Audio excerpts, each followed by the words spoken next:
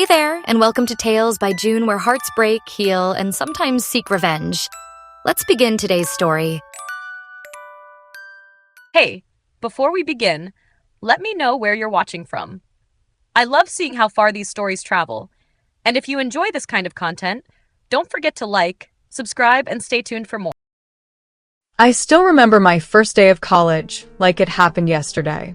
The air smelled like coffee and wet pavement, and the campus looked like something out of a movie.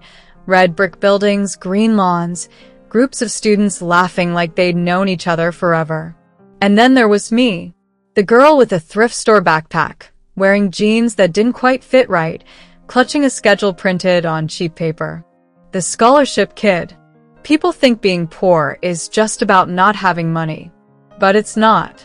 It's walking into places where you instantly feel like you don't belong. It's pretending you don't see the way people look at you, your clothes, your shoes, your cheap phone. It's learning to act invisible. My mom raised me and my little brother alone. She cleaned houses during the day and worked at a diner at night. We lived in a small apartment in a rough part of town. Leaky ceiling, noisy neighbors, a kitchen that barely fit two people. But my mom never complained. She used to say, "You're gonna make it out of here, Emily. You're too smart not to." So I worked. Every night, every weekend, I studied. I became the girl who got straight A's. The girl who got into a private college on a full ride, something nobody in my family had ever done before. When I got my acceptance letter, Mom cried. She hugged me so tight, I could feel her heartbeat through her uniform. That moment felt like victory. I thought once I got there, things would be different. I thought people would respect me for my brains, not my background. But on my first day, reality hit. You can tell who's rich without even asking. The designer bags, the cars, the way they talk, confident, careless, like the world already belongs to them. Then there was me, taking the bus, wearing sneakers I'd cleaned with a toothbrush the night before. It didn't take long for people to notice. They didn't say it directly, but I heard things. Who's she?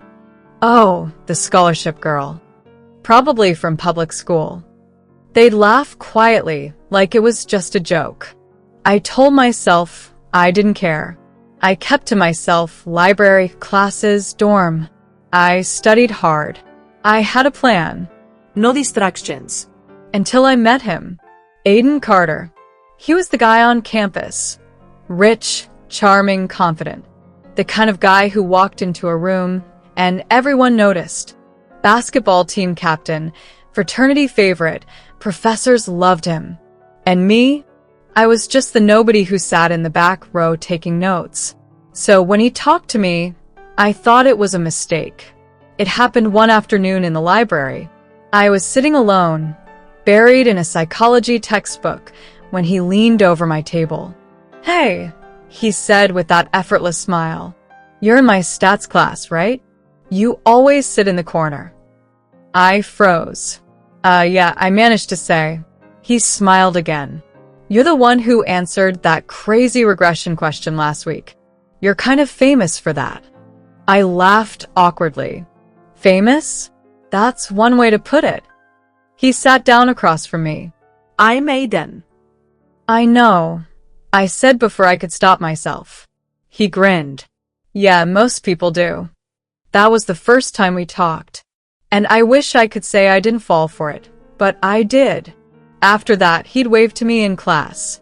He'd text me sometimes, asking if I could help him study. He'd walk me back to my dorm, say things like, "You shouldn't walk alone this late." It felt like a movie. Like maybe, just maybe, someone finally saw me. People started noticing. His friends looked shocked. Some girls looked angry. And the whispers started again, this time sharper. "Why her? She's not his type. Bet it's a dare." I tried to ignore it. I told myself they were just jealous. I wanted to believe Aiden was different. At home, Mom noticed my smile.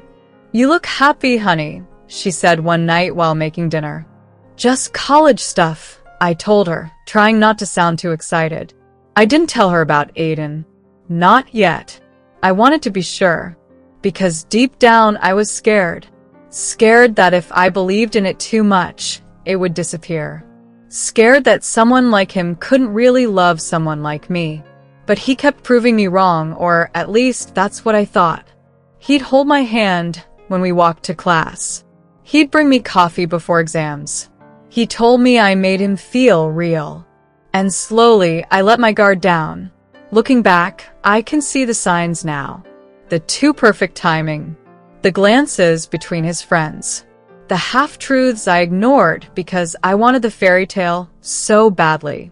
But back then, I didn't see any of it. I was just a girl who thought she'd finally found love. I didn't know that behind those kind eyes and soft words was something darker. I didn't know I was just a game. All I knew was that for the first time in my life, I felt like I belonged. And that feeling, it blinded me. My first real day of college felt like stepping into another world. Everything was bigger, louder, brighter than I'd imagined. Groups of students laughed in the courtyard, holding iced coffees and wearing clothes that probably cost more than my entire semester's books. They looked like they belonged, every single one of them. I remember standing there with my campus map, pretending to text so no one would notice I was lost. People brushed past me, the smell of expensive perfume and cologne in the air. I could already tell this place wasn't made for people like me. When I finally found my first lecture hall, it was packed. I took a seat in the corner, near the wall. No one sat beside me. They filled up rows with their friends, laughing, taking selfies, passing around coffee cups. Then the professor walked in, Dr. Warren. Tall, gray-haired, glasses slipping down his nose. He started with a long, complicated equation on the board. Half the class looked confused. I didn't. Math was my safe place. Numbers didn't judge. So when he asked, "Anyone want to give this a try?" my hand went up before I could stop it. The room went silent. I could feel their eyes on me, the quiet girl in thrift store jeans raising her hand. Dr. Warren smiled. "Go ahead." I stood up, walked to the board, and solved the problem, step by step. When I finished, he stared at it for a second, then nodded. "Perfect," he said. "What's your name?" "Emily," I said softly. "Well, Emily," he smiled. "I think we just found our top student." A few kids clapped, the polite kind of clapping that means nothing. But I saw their faces. Some rolled their eyes. Some whispered. One girl smirked and said under her breath, "Teacher's pet already." I pretended not to hear. I packed up my things quietly when class ended. As I walked out, a group of girls brushed past me. One of them sang just loud enough. Bet she memorized it. Probably the only thing she's got going for her. I kept walking. I'd learned a long time ago, silence hurts them more than words. The next few weeks were the same. Classes, library, dorm, repeat. Professors started to know me by name. They'd call on me when no one else could answer. Some even told me I had real potential. And every time a teacher praised me, the room got colder. People didn't like being shown up by the scholarship kid. It wasn't supposed to happen that way. I was supposed to stay quiet, stay small. But I couldn't. I loved learning, and no amount of whispers could take that away. Still, there were days I felt it, the isolation, the judgment. I'd walk into the cafeteria, tray in hand, scanning the tables. Everyone had someone. I didn't. So I'd sit by the window, eat my lunch alone, and tell myself it didn't matter. Then there was him, Aiden Carter. Everyone knew who he was. You could not know. His family owned half the city, hotels, dealerships, some tech company everyone talked about. His dad was on the college board. His mom hosted charity events that ended up in magazines. Aiden was the golden boy, basketball captain, top of his business class, every girl's crush. He had that perfect mix of confidence and carelessness, like he knew nothing could touch him. He'd walk through campus surrounded by friends, laughing, always looking like he belonged exactly where he was. People adored him. Teachers, students, even security guards. He had that kind of charm that made everyone want to be near him. And me?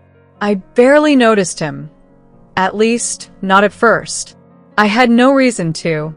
Our worlds didn't overlap. Until that day.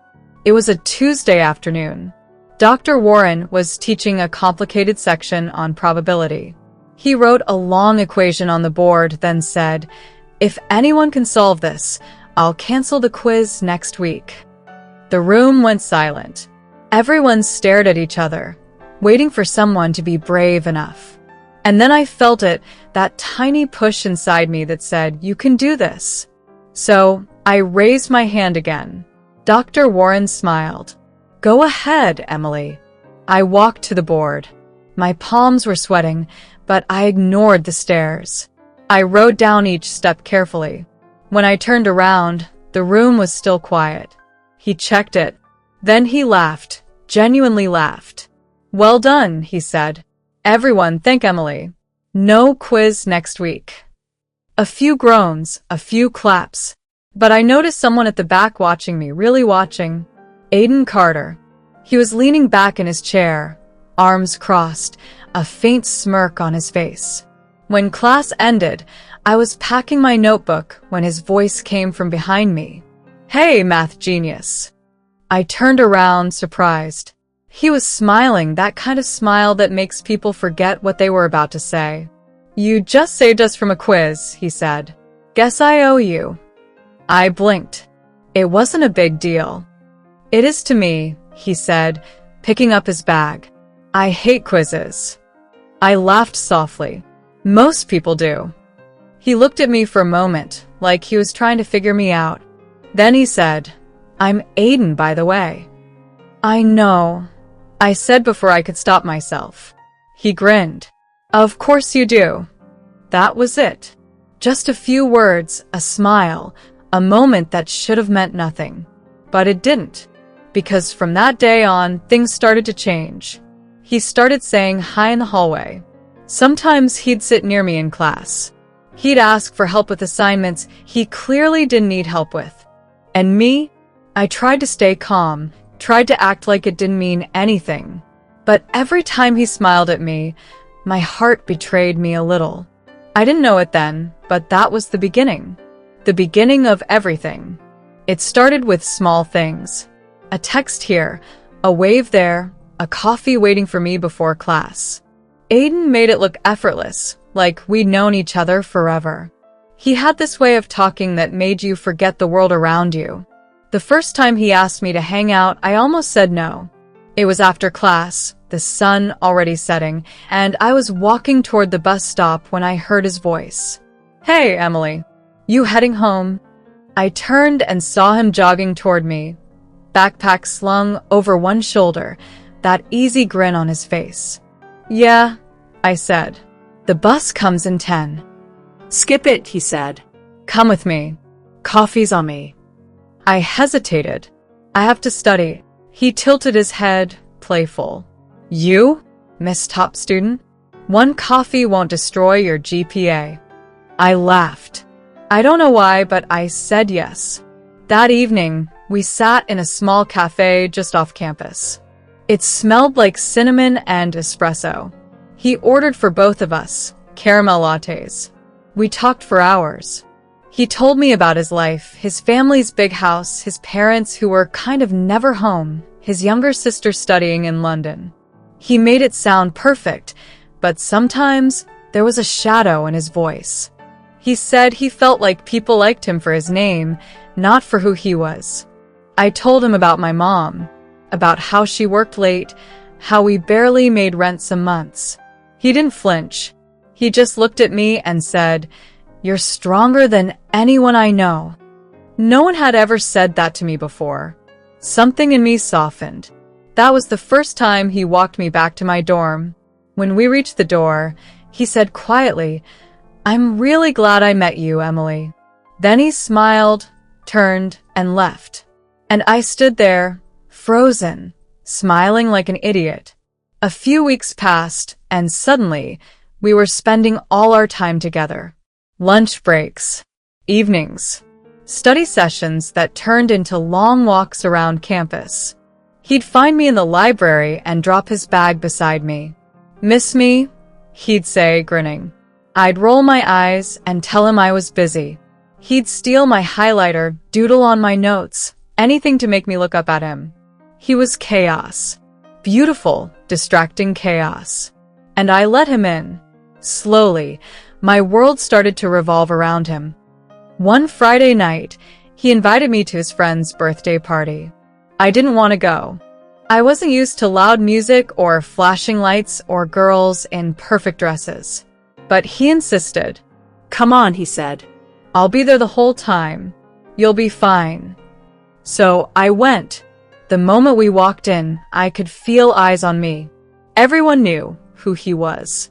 And no one could figure out why he'd brought me. Some girls whispered. One of them said, "He really downgraded, huh?" I heard it. He did too. He turned around, pulled me closer, and said loudly, "For the record, she's way out of my league." Everyone went quiet. And just like that, the whisper stopped. That night, I felt something shift. He made me feel safe, like no one could touch me when he was around. And that's how I fell deeper. The next few months blurred together. We were inseparable. He'd take me to breakfast before class, drive me home after late lectures. We'd sit on the hood of his car, sharing fries, talking about dreams. He'd say things like, "When we graduate, we'll get out of here. Just us. You'll be this amazing researcher or professor or whatever you want to be." And I'd believe him, because when he said it, it sounded real. But little by little, something started to change. I stopped studying as much. I told myself I'd catch up later, that missing one class wasn't a big deal. But one class turned into 2, then 3. My grades slipped just a little. Dr. Warren even asked me once, "Everything all right, Emily? You've been distracted lately." I lied and said I was fine. But deep down, I knew. I wasn't the same girl who lived in the library anymore. Aiden would tease me when I tried to study. "Come on, Em," he'd say, pulling the book out of my hands. "You're allowed to have fun." And I'd smile, close the laptop, and follow him anywhere. Because loving him felt easier than fighting him. One night, we were sitting on the bleachers after his basketball practice. The court lights glowed golden, and his teammates' laughter echoed in the distance. He looked at me and said, "You know, you've changed." I frowned. "What do you mean?" "You smile more now," he said. "You're not hiding anymore." He brushed a strand of hair from my face and whispered, "You have no idea how beautiful you are, do you?" And right there, under the fading lights, with the smell of sweat and rain in the air, he kissed me. It wasn't planned. It wasn't perfect. But it felt right. At least, it did then. After that, it was official. We were together. People stared, but I didn't care. I had him. And in those moments, that felt like enough. I didn't notice how much I'd changed, how much I'd given up. The late-night study sessions turned into late-night phone calls. The library turned into his apartment. The girl who once lived for her grades now lived for his attention. It felt like love. But love isn't supposed to make you lose yourself. I just didn't see it yet. It happened slowly. The change. At first, I couldn't even see it. A missed text. A half-hearted smile. A promise broken with a lazy excuse. Aiden said he was just busy. I believed him. But deep down, something in me was shifting too. The warmth I used to feel when I saw him was fading. It was being replaced by something colder, uncertainty, maybe. Fear. The semester results came out on a Wednesday morning. Everyone was crowded around the bulletin board, phones out, voices overlapping in a mix of panic and excitement. I pushed through the crowd, my heart beating fast. I wasn't worried. I'd studied hard. At least I thought I had. But when I finally found my name, I froze. Second. Second place. My breath caught in my throat. I read it again. Right above my name, in first place, Aiden Carter. For a moment, everything went quiet. People around me were talking, laughing, complaining about their grades. But all I could hear was my own heartbeat. Aiden walked up behind me, his friends following, loud and cheerful. One of them slapped his back.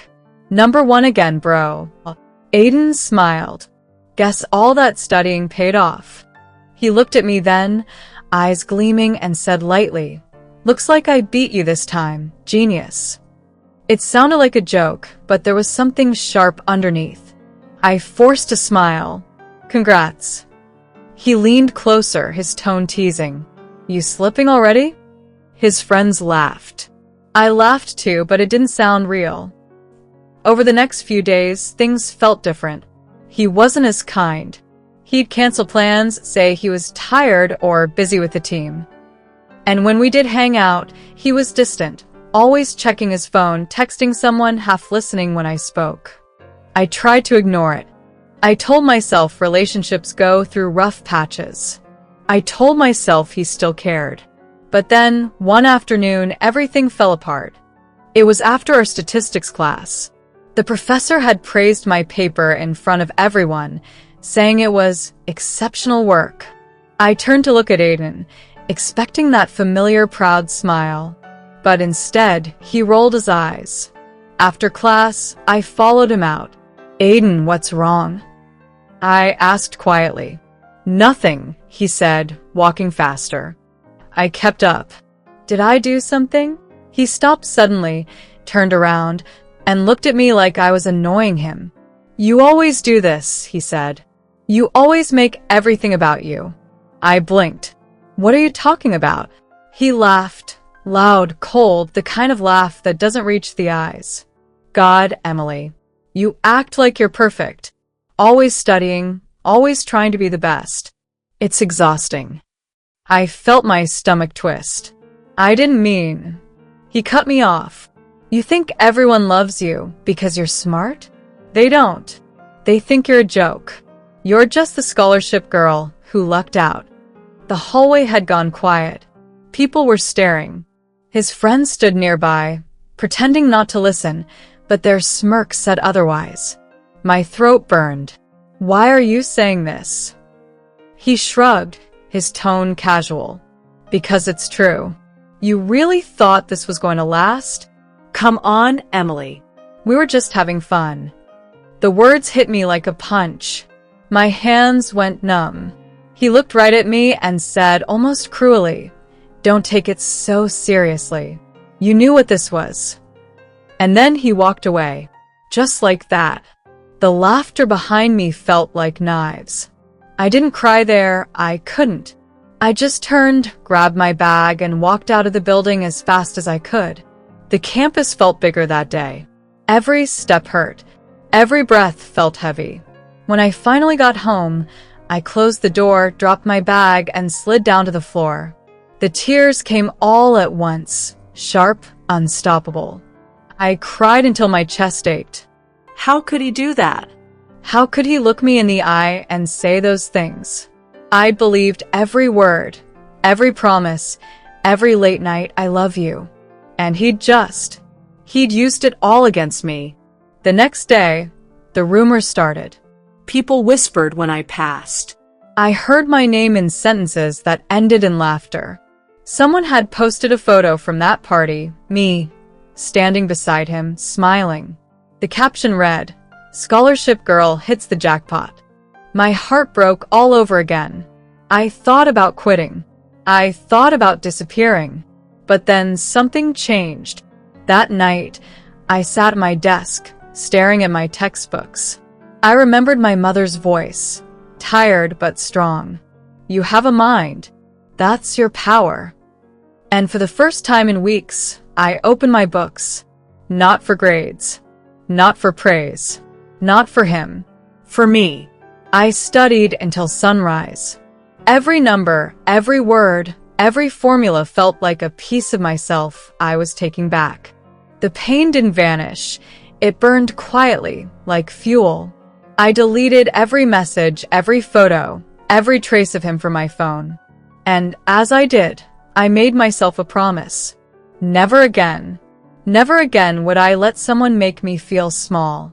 Never again would I depend on anyone to tell me my worth.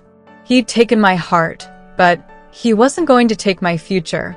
I looked at my reflection in the dark window, puffy eyes, tired face, and whispered to myself, "This isn't the end. It's the beginning." From that day on, I went silent. I stopped talking to people, stopped explaining myself, stopped caring about what anyone thought. While they laughed, I worked. While they gossiped, I built. I didn't fight back with words. I didn't try to defend myself. I just let my silence grow louder than their noise. Because I knew one day they'd see. One day, I'd walk into that same place, not as the poor scholarship girl, not as Aiden's ex, but as someone they could never touch again. That was the day I stopped crying. That was the night I decided I would rise. The days after that night were the hardest of my life. Every corner of the campus whispered my name. Every hallway felt heavier. People stared when I walked by, some out of pity, some with smirks they didn't bother to hide. But I didn't react. Not anymore. I learned that silence could be armor. I stopped hanging out anywhere near Aiden's circle. I sat in the front row of every class. I spent my breaks in the library, headphones in, music playing low, pretending the world didn't exist. The first week, someone had written "fake genius" on the whiteboard before my class started. When I walked in, everyone laughed. I erased it without a word, opened my notebook, and started taking notes. By the third week, the laughter stopped feeling new. They called me names behind my back, said I'd slept my way into grades, that Aiden had dumped me because I was boring, that I was obsessed. None of it mattered. Every rumor only made me study harder. One afternoon, I was sitting alone in the cafeteria, reviewing my notes, when a group of girls walked by my table. One of them, the same girl who used to flirt with Aiden in front of me, stopped and said loudly, "Still trying to prove you're smart? Newsflash, no one cares." Her friends laughed. I didn't even look up. I just flipped to the next page, underlined a sentence, and said softly, "Good. I'm not doing it for anyone." They didn't know what to say. They just stared, confused that I didn't fight back. And then they walked away. Inside, my hands were shaking. But on the outside, I looked calm. That became my thing. Calm on the surface, fire underneath. One day, after class, I stayed behind to talk to Dr. Warren about a research opportunity. He smiled as I explained my proposal, confident, steady, my voice no longer trembling like it used to. When I walked out, Aiden was standing outside the lecture hall. He leaned against the wall, hands in his pockets, looking at me. For a moment, neither of us spoke. Then he said, "You've changed." I met his eyes. I had to. He tried to smile. "You're different now." I shrugged. "You taught me that." Then I walked away. That was the first time I saw surprise in his eyes, like he couldn't believe I'd really moved on. And that's when I realized he didn't expect me to survive without him. But I wasn't just surviving. I was winning. Months passed. The final exams arrived. I studied harder than I ever had in my life. Every night, I'd fall asleep at my desk, notes scattered around me, coffee cups piling up. Mom would call me sometimes. "Emily, don't overdo it," she'd say softly. Idelaw. I've fine, Mom. Just one more exam. And then came the day of results. The same old bulletin board. The same crowd of students, buzzing with nerves. I stood there, silent, waiting for my name. When I found it, my vision blurred for a second. Rank 1, Emily Dawson. recipient of the International Research Fellowship, Stanford University. I just stared at it. For a moment, I couldn't breathe. All the noise around me faded. Then I heard the whispers. Wait, Emily, she got first. She's going to Stanford? Someone muttered. No way. That's impossible. And then, slowly, the murmurs turned into silence. I turned, and there he was, Aiden, standing near the back, staring at the board, then at me. His friends were quiet for once. He looked lost. Our eyes met. For a heartbeat, I saw something, regret, maybe. But I didn't smile. I didn't speak. I just looked past him and walked away. Because for me, that moment wasn't about him. It was about every night I cried and still showed up. Every rumor I ignored. Every piece of myself I rebuilt from scratch. Graduation day came a month later. The sun was warm, the sky clear. My mom and little brother sat in the front row, both crying before the ceremony even started. When they called my name, my mother stood up, clapping with her whole heart. I walked across the stage in my cap and gown, holding back tears. For the first time, I wasn't the poor scholarship girl. I wasn't someone's rumor. I was Emily Dawson, top of my class, Stanford scholar, the girl who made it. After the ceremony, Mom hugged me so tight, I could barely breathe. Rohan said proudly, "You did it, sis. You're a legend now." We laughed, all three of us, crying and laughing at the same time. Out of the corner of my eye, I saw Aiden. He was standing alone by the fountain, holding his diploma loosely, watching me. For a second, our eyes met again. He smiled, small, hesitant, the kind of smile that said, "I remember." But I didn't smile back. I just turned to my family, took my mother's hand, and walked away. That was the moment I finally understood. Revenge didn't need to be loud. It didn't need to be cruel.